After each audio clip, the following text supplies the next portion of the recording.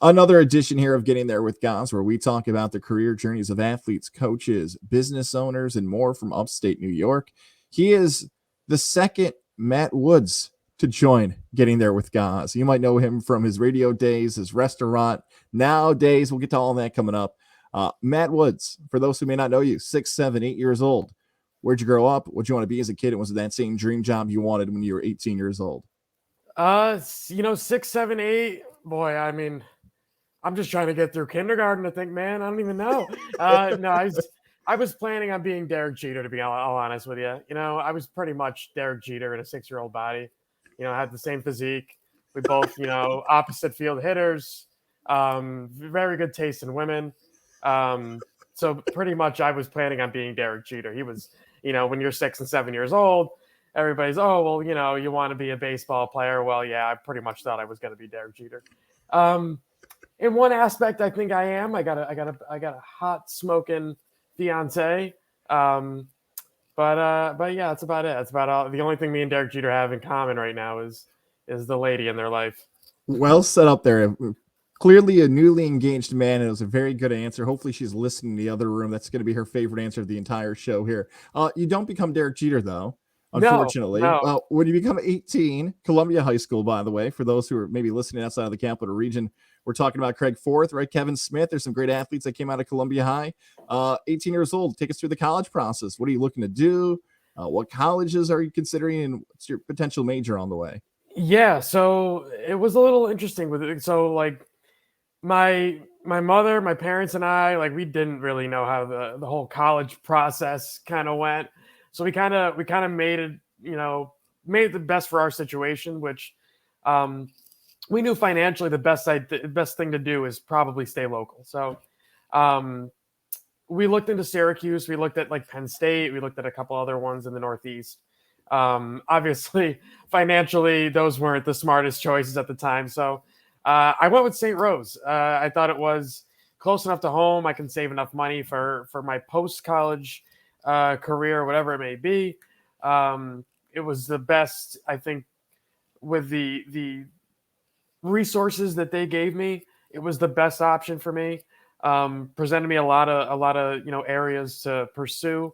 Whether I wanted to do writing, whether I wanted to do radio, TV, no matter what it was. So it was kind of that thing where obviously you're going into college, you think you know what you want to do, you think you got everything going right. And, once you get to college, it's about figuring out from there. And I think they gave me the best platform to figure everything out and kind of move on from there. So it was a pretty, once I got my mind around staying local, it was a pretty easy decision to go to St. Rose. The professors there were flipping awesome. They gave me a lot of resources. I was able to, being a commuter student, I'm only 20 minutes away from the school. I can get down there if I need to get down there, do papers, write some articles, whatever it needed to be. And they gave me everything I needed. And the most important thing was an avenue into sports, which was ESPN Radio at 104.5 The Team. I kind of pursued it myself and had to get the okay through the professors. And now I feel like every semester they've got a student over there at the team or something. That's the new pipeline. That's exactly I don't want to say I started anything, but I'm just saying. I mean, I don't mean to interrupt you, but I think it's important to offer some perspective here because you're about to lead to this. And because St. Rose, with no disrespect to your alma mater, is not known as a media or communication school in comparison to the other upstate New York schools. And what you're getting is the importance of an internship that although you might be getting some experience, and you can talk about that if whether it's production at St. Rose or on-air experiences, which you already said there, I think is arguably the most important part of your college career is that you, as a student who was interested in sports media, pursued those opportunities for yourself, and it led to an internship. Yeah, and I think that's the biggest thing that if I was going to tell like kids right now that are getting ready to go into college is have your mindset on what you kind of want to pursue. Have your mindset, oh, I want to get to this place one day. Make it attainable. Because if you do something that, oh, I want to be a freaking celebrity or something like that and do like TikTok and videos, wherever it is, like it's not realistic.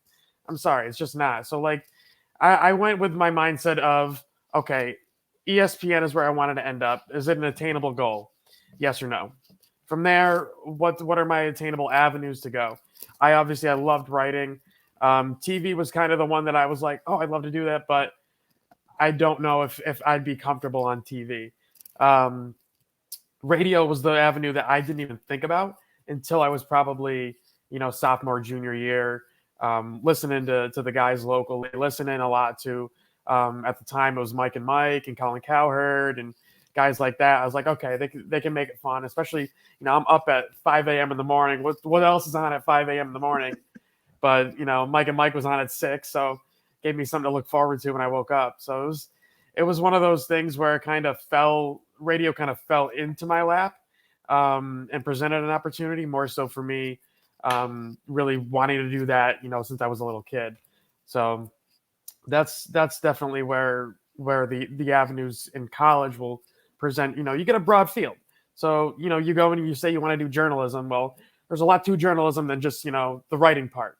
So you can do a lot there, and that's kind of where I went, and that's how I ended up, with you guys at the team. Yeah, and it's interesting because that internship you landed 104.5, the team, you and I did miss each other. But what I've been told, and I hope you take this as a compliment, is that you were a madman. You were a machine. They had to throw you out of the building. I think as an intern, some Yeah, people don't realize that you're given the opportunity, and some people are just happy to be there. But you were like, I'm gonna make sure they never let me leave this building. I know you take that as a compliment. yeah. I think it So should offer, yeah, those stories of that. All right. the thing was, when I got there, I knew what time Armin came in the building. I needed to beat Armin to the building. That was my thing. If I beat him there and started stuff, one, it would make my day a lot easier because it can get stressful at times, obviously, but it's a show of, one, appreciation for the job, two, dedication to the job, and that's what it all comes down to. And then being able to do the job successfully, comes with that. So, if you can show people that you're dedicated, that you're willing to go out of your way. I mean, I went days. Jeez, I was there. I was there at times when Brady was only an hour into his morning show. So like he was doing the board op for, Mike and Mike, and it'd be 7 a.m. in the morning. Here I come in, nobody's in there, but GNA, and that actually was nice though. I mean, I got in at 7. I'd leave at 7, 8 o'clock if I want to do promos at night. Um, but it was nice to go in early, because if you go in when other people are there that are also appreciative that you're coming in and showing the work, they're going to teach you stuff. So that's how I learned to do a lot of the producing stuff. It took me a few months. I actually watched a lot with Brady, watched a lot with Dubsy, Andrew Williams.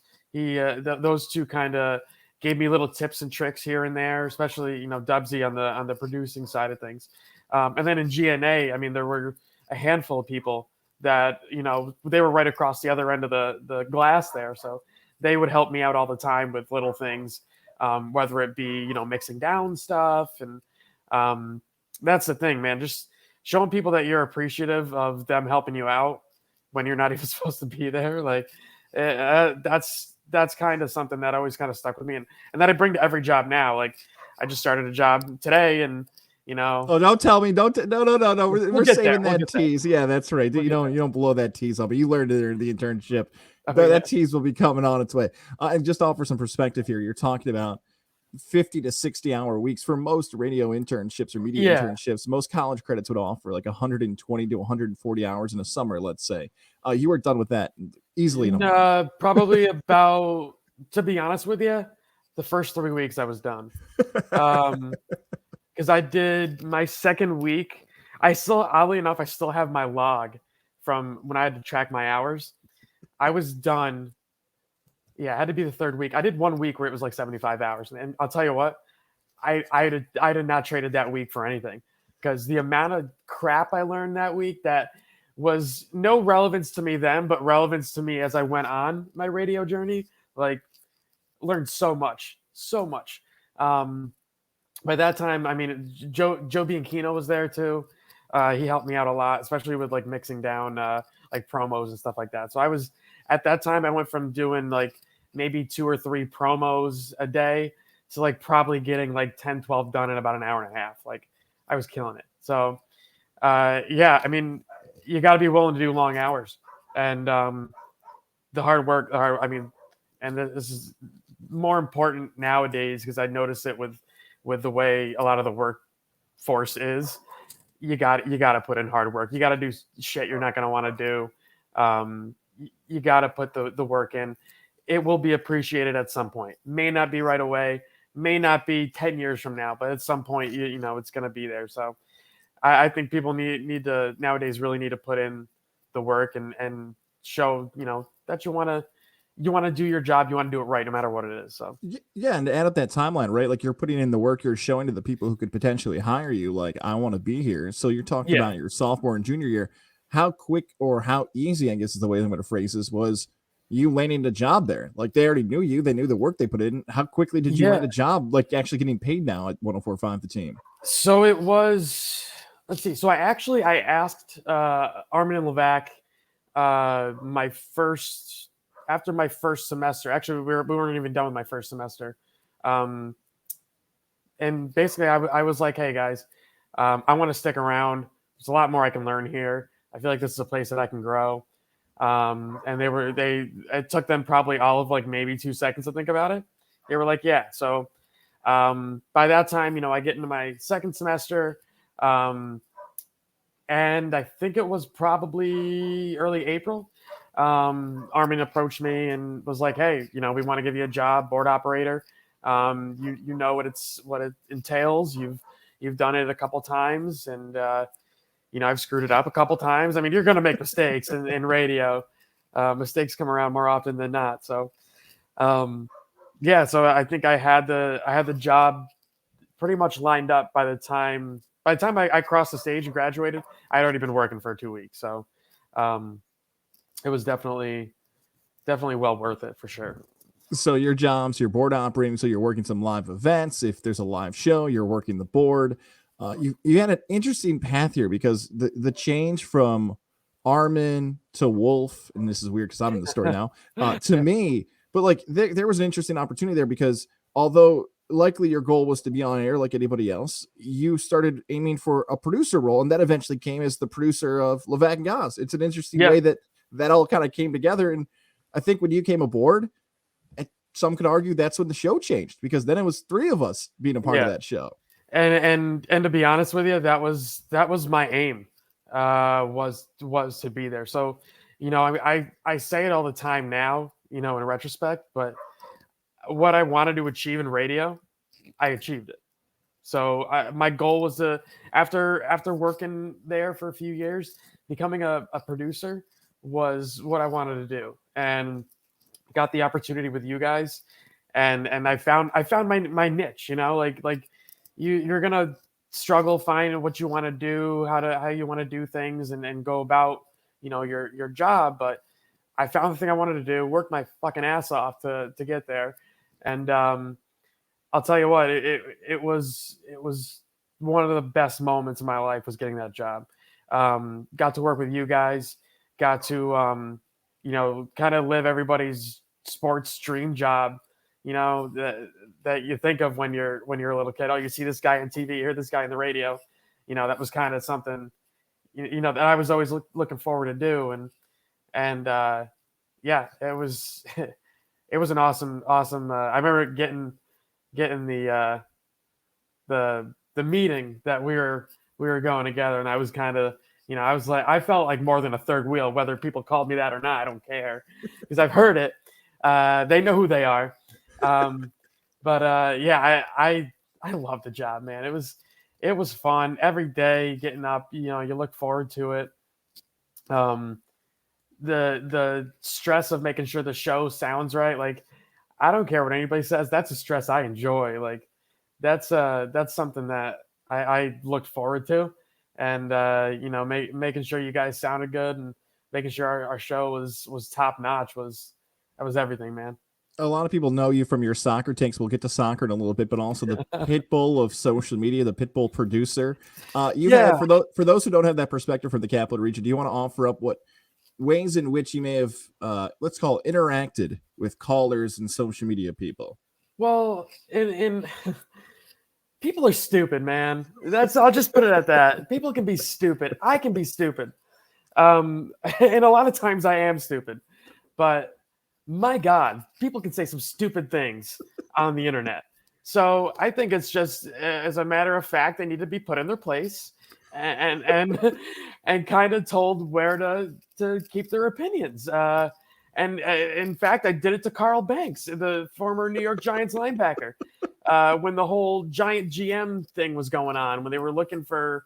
He said he wanted somebody, and I think it was Louis Riddick, and he said, "Well, we need somebody experienced," and kept saying that eliminates Dave Gettleman. But I'm like, I'm sorry, the year before, Dave Gettleman got his team to the Super Bowl. So I was like, excuse you, like you're picking a guy that's never had the job before over somebody that's done it and gotten a team to the Super Bowl. Yeah, I didn't particularly like him, but I mean, you're kind of eliminating your criteria for a GM with your pick. So yeah, I mean, the callers, man, there's some bad ones. I've had some threats. I've had some. So Jennifer and Troy, I don't know if she's listening to your show, but yeah, that woman, she needs a lot of help. I've been threatened by her multiple times. I believe we even had a restraining order put against her and her husband Frank. No offense to Frank, he was actually kind of decent sometimes. Yeah, there were some bad ones out there, but yeah, the thing is, like, don't don't call me and give me an opinion that is completely absurd and want me to put you on air for everyone to hear. I'm the gatekeeper, if anything. So I need to protect stupidity and put it back where it belongs. So that was kind of one of the best jobs, and yeah, and it overtook the Twitter sometimes. It was fun though, because I maybe once a week I got into a little tiff, which was kind of nice. It was refreshing, gave me something to look forward to when I was a little bored and had a little downtime. So it was fun. Even though you were a fan of Dave Gettleman, let's also remind people you were one of the first Josh Allen fans in written, proved Oh facts. yeah, Like the Josh Allen stuff is out there, so we'll give you a take on that. I hey, don't I know if probably you. got my Josh Allen underwear somewhere in here. I don't know, like it's probably back there somewhere. Check the dirty laundry. I don't know if you remember this story, but there was a time where we were like cutting a cake in the studio, and somebody on Twitter wrote, "Hey Woods, where's your office?" And you're like, "How does someone remember that? Like that was 6 months ago." And like Yeah, you started to see people on social media not just argue with you, but also remember things, which is also really which cool. was All right, nice. Yeah, yeah, like this part sucks though. We just got to do all the cool, fun stuff. I think for a lot of people who follow Levack and Goz and followed your career, say as much or as little as you want. This is always the uncomfortable spot. Take yeah. us through the end from your perspective of your end at 1045, the team.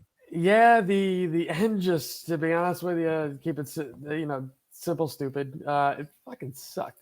Uh, it was a Monday, I believe it was, after a long weekend. I believe we were doing something that Friday. So our show, you guys were remote, and we kind of, I didn't see you guys that Friday, Saturday, Sunday. So I think it was that Monday.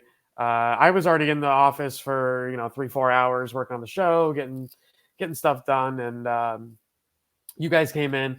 Usually, when you guys walk in the studio and I'm finishing up something, it's usually not good news. And I didn't really understand it right away. Went down to the boss's office at the time, and he goes in there, basically says, "We're eliminating your position." Didn't really give me reason that I particularly liked, or reason that I thought was actually good enough reason for a termination of a job. I believe I said straight up I thought it jeopardized the show, and I think it jeopardized what we're building. So that was kind of the last thing of that. At that, oddly enough, that weekend, um, I was looking for a part-time job to just do something on the side, make a little extra coin, and that what ended up being that part-time job that I was looking for turned into my next one, my next full-time job. So um, the good thing was, I'm always on my feet if anything does happen. Um, my time at the station was awesome. Um, like I said, and I say it all the time now when I see people and I tell them what my career path was like. Um, I did the stuff that I enjoyed. Yeah, the pay was not very good, but I enjoyed it, and would I do it again? Absolutely, without a doubt, I would do it again. Um, it was one of the more fun times I've ever had. So yeah, I was I may not tell you guys your face, but I always thank you guys, you Levack, Armin, Dubsy, Brady, Joe B, uh, dude, Brian Mariano, everybody that was there. Yeah, they changed everything. Even people not even on that station, like even Vinny, traffic guy Vinny, I think we would always talk about. I believe Levack would always talk about him like crapping his pants or something like that. So I got on the show. That was one of my lasting memories of of traffic guy Vinny segments, like basically coming out of the bathroom after blowing it up or something like that. Well, you know the love is all the way back to you as well. I was just actually before we taped telling great wedding stories about you, my wedding. So you know you're an important part of my life as well, and all the other guys. They all got great Matt Wood stories to share. Again, just to offer this perspective for those who might not be familiar with the story. When you mentioned the boss, some may think it's me. Go Yeah, back to episode 1 of Getting There with Goz. Just kind of explain a little bit further that I was completely caught off guard as the brand manager, which is bullshit as well. But whatever, that's a whole different podcast. So yeah, that. Just want to express that also caught me off guard. And you never were replaced. It wasn't like yeah, Matt Woods is gone. Here comes another producer. The position was, as you said, eliminated. So Levack and I had to continue the show for 2.5 more years with no producer for a 4-hour radio show, which is it just can't be done. You can yeah. have the best interns in the world, but that can't be done. Again, that's a whole different thing. Go back to episode 1 of Getting There with Goz, scroll through, write a review, all that good stuff. There's my plug for myself now. All right, now you can see on the graphic here on our visual side, it says why the career change. When you mentioned that part-time job, were you still thinking about going to media when the radio thing ends? Are you thinking about television, radio, or are you like, you know what, I got to do it. It's on to something else now in my life. Yeah, so it was more so I wanted to do something closer to my house, wanted to do something totally different. I achieved what I wanted to do as far as radio goes. I knew it was going to be something that I was either going to stick with for the rest of my life or it was going to be something shorter. And it came the time where I was like, all right, the money is not really there. I'm getting ready to, I want to be able to move out of my parents. I'm still with my parents at the time. So I still want to move out with my, find a place that, it's not living with my parents. And I was like, well, let me do this job. It was at a vet's office right down the street from my house. And turned out to be the best job I could probably take in my life because, looking at it, it was paying, it was paying double what I was getting at the radio station. So to be honest with you, it was a lot more than I was, really realizing at the time. Was able to pay off college by taking this job. I paid off college in a year and a half after I got out. So, and the best part about it was I met my future wife. So that was the coolest part. But yeah, stayed there for a couple of years. Went to another hospital, an emergency hospital, up in the Glens Falls area. I believe they now have also switched or shut down or something like that. But yeah, it was an experience to go from basically joking around and writing promos and creating bits and stuff like that to trying to help save animals within a couple days. My first day at the first vet hospital. I get there and I'm like, wow, it's really packed in here. There's a lot of customers here with their pets, and I'm like, something's going on. All the doors are open, all the windows are open. The heating completely shut down in the place. So all these poor animals sweating their ass off. The people in there are like, everybody's just dripping. I'm like, oh, this is a great first day. So it consisted of me going down to Home Depot and buying a fan, and going down to Lowe's and buying a fan to bring back so we can get these on the animals. And it was a crazy first day, and one that the hospital, Blooming Grove Hospital, Blooming Grove Veterinary Hospital, shout out to them. But yeah, even they will tell you right now that was one of the craziest days they've had in the last few years. But Oh, yeah, you've got a love for animals. You're doing that as a career. So if anything's going to take you away from media, it's your love for animals. But yeah, there's another love you had as well that slowly started to drag you back in, and that is your love of soccer. yeah, So take us through what happens next. Post veterinarian, we'll call it, animal career, yeah. all those great things. Soccer gets back in your life, my friend. So starting back in probably about 2016, I started going out to a bar in Albany, Wolf's Beer Garden, and would meet up with a couple guys there that I now call my best friends or my wedding and everything. But fact that we just watch games and stuff like that, and it was a little fun thing to do. Go another year forward, we're getting ready to start a fan club. We want to get all of the supporters for our team to watch games, enjoy ourselves, and talk about stuff. And it turned into being 4, 5, 6 of us. So right now we have about 135 people.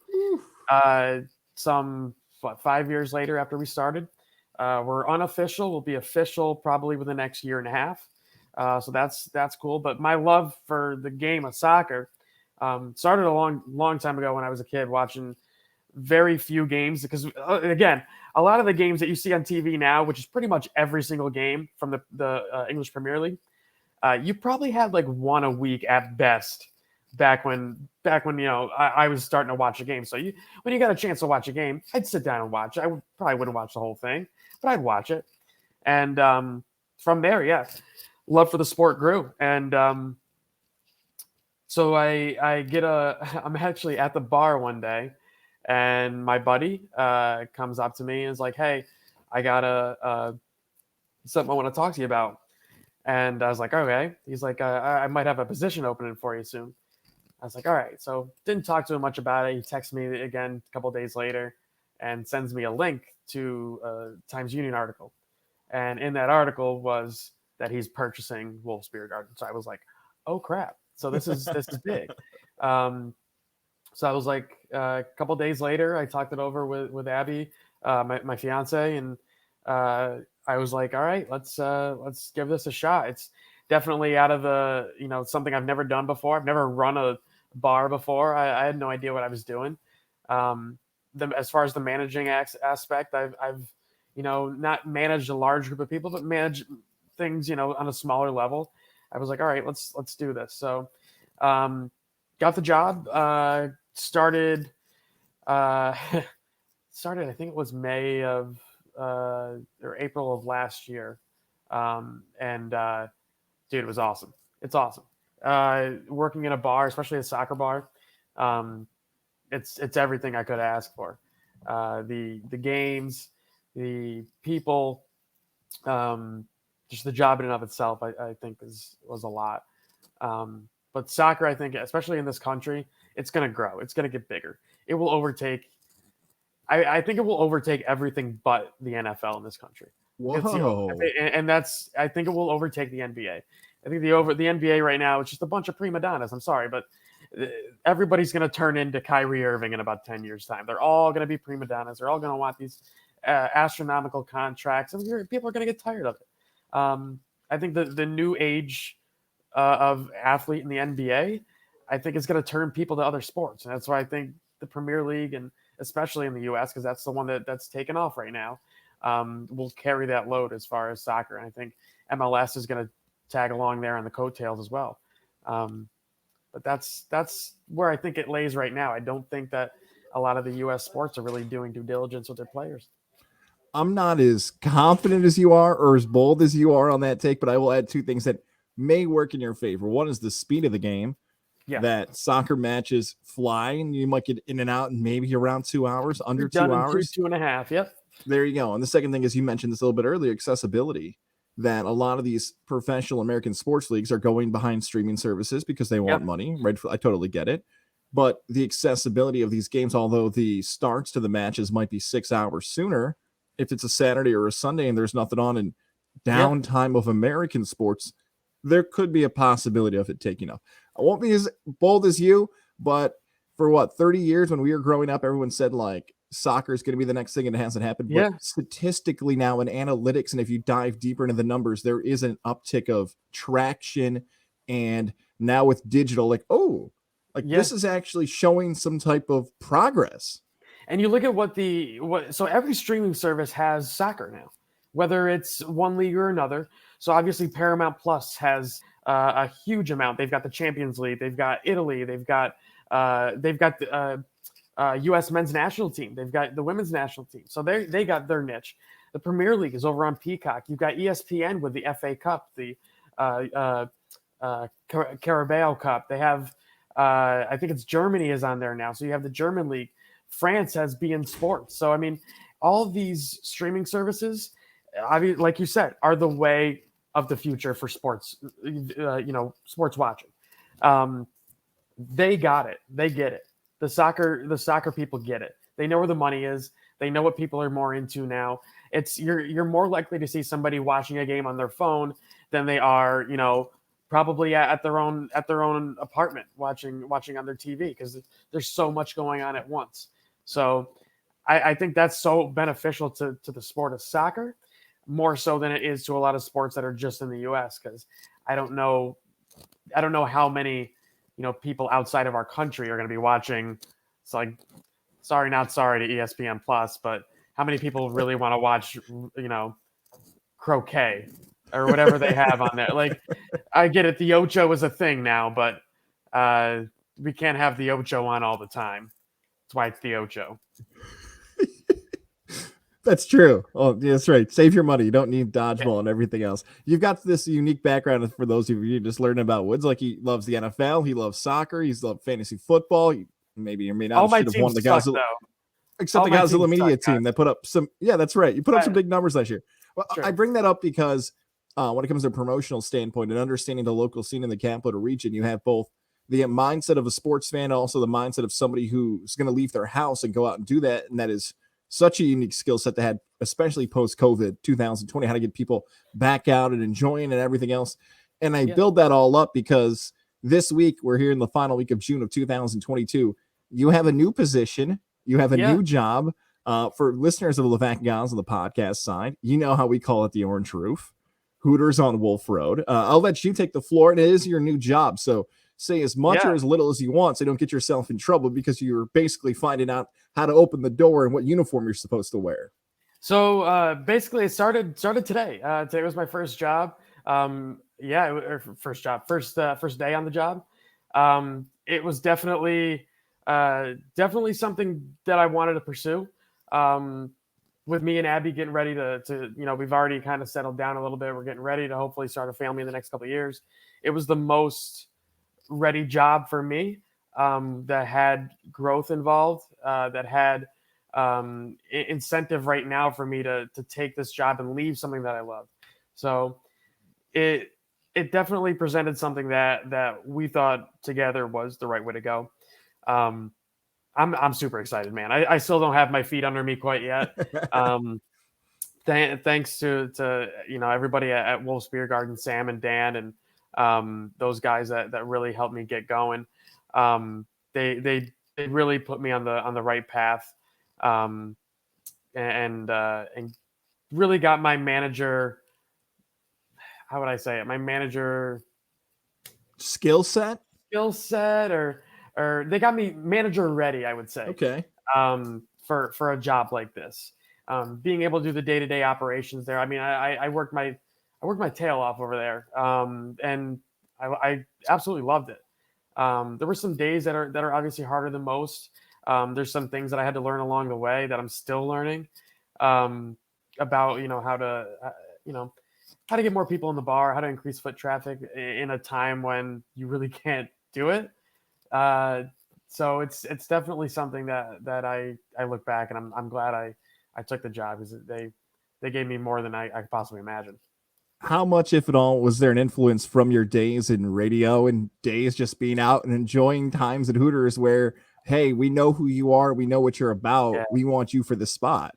Yeah, a little bit. Dan, obviously, Dan Gadboy, my new boss now at Hooters, knew my background, from radio, knew that I'm a very hard worker.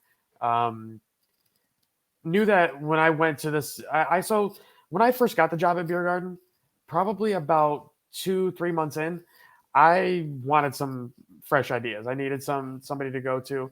I contacted Dan, and it was from there that we kind of had a nice working relationship to shoot off ideas. I go meet him for lunch a couple times, and he gave me some ideas and gave me some things to kind of get everybody, in my coworkers, like my group below me, and to kind of gather them and to push to work hard and kind of go another day with, making sure everybody's that's coming in the door is happy and enjoying their time at the restaurant. Our made sure our beer was flowing, they were cold, and food was flying out. So he really gave me the confidence that I needed to push on over at Beer Garden. And now I know he'll give me more than enough confidence at Hooters to make sure I excel there. So Go, definitely something I like. yes. Go visit our guy Woods over on Wolf Road at Hooters. I know you're there for the girls and the sports and beer and the great wings and everything else. Like, go say what's up to Woods. Now when you walk in and be like, hey, I know you. I remember. Hey, what? So please, Woods be more than happy to talk to you. And I'm so excited about what the future is going to be for the sports scene here in the capital region because of all those things you've done in your background and how to get people involved. I have all these questions about like, what are your plans for the fall? What are your I'm not going to do that because you barely know how to open the door. That's not even fair to you at I this don't even point have after a your key, first day. actually, guys. I don't even have a key yet. They won't. I don't even know. I'm gonna just show up tomorrow and hope I have a job the second day. I'm gonna pull a Goz though here real quick. I also want to mention that Hooters is featuring Sam Adams Seasonal, Dogfish Head, and Twisted Teas during the summer for baseball games. So just want to throw that out there. The Twisted Teas, by the way, you can throw a shot of vodka in there, peach schnapps or something like that. Dude, it's good. Try it. I swear. I have never been more proud on getting there with Goz than watching my former teammate, my colleague Matt Woods, just do a 15-second read for a business that doesn't promote on a podcast and easily slipped it right. I have never been more proud. I want to end the podcast right now. I think the whole thing getting there with Goz is like, I've done it. I've made it. More people need to do reads just like Woods did. Okay. I'm going to finish. It's a gift that I want to say copying you was a gift that I was kind of born with. I never really asked for this. I was just kind of born with stealing things from you. Thank you. Somewhere Levack. I mentioned a tears. Except your lunches. I just want to bring this up. When me and Goz shared an office, Goz had like the worst lunches. Okay? Goz had the lunch of a 5-year-old. All right? The peanut butter and jelly. What'd you have, Uncrustables? Is that even a thing anymore? It's not. No. The lunches were sad. Yeah. And me and Levack, I remember there were days where we would beat you to the office, and we would talk about what you would be bringing to lunch today, and whether Jordan packed it or whether you did. Because when Jordan packed you a lunch, they were fantastic lunches. They were human lunches. Yours were barely 5-year-old lunches, and you know what? I learned at that moment that I need to learn how to make a lunch. And I did. I ordered pizza. That's what I did. Somewhere people are wondering. That's right. My 2-year-old son, why does he eat so much after lunch? It seems like he's not eating enough with his dad. Somewhere Levack is crying one tear from the pride of this interview. We just said, all right, I have to let you go. You are busy. You are starting a new job. We're so proud of you over at Hooters, Wolf Road, Albany. I think for the best advice, you offered a lot of great media advice through this. So let's talk about the best advice somebody listening who might be a spot like you. Maybe they're a St. Rose graduate, Columbia, who goes into media or goes into a different field, and through their lives, they make a change in their career. What's the best advice to somebody who's making a career change that you can give to him and be in the spot where you are now? The way I've always kind of looked at it, and yes, there's going to be an expletive here, but the term is fuck it. When there's something that somebody says you can't do, when there's something that you've never tried before, whether it's something that you have people doubting you about, fuck it and try it. Like that's the best way I've gone about it. I didn't think when I was leaving ESPN, I didn't know what the heck I was going to do. I was like, all right, let me just try this thing, see how it works out. I love, I have a passion for animals. I just adopted my 4th dog 2 days ago. So I've got 4 now. I've got, although I would like to say we have 16 legs, but he's missing one. So we only got 15 legs in the household. But yeah, it's just one of those things. You gotta try things, whether it's radio, whether it's, the restaurant business, whether it's doing something. A lot of people want to do teaching. I was interested in doing teaching at one point. It's never something that you're not going to you're not going to not like something if you don't try it, if you don't do it. And doing it for a month is like cake. Do it for I always say, whatever job I take, I'm going to do it for a year, whether I like it, whether I dislike it, whether it's not the job for me from the get-go to the time I leave. I'm going to do it for a year. I always made that promise to myself.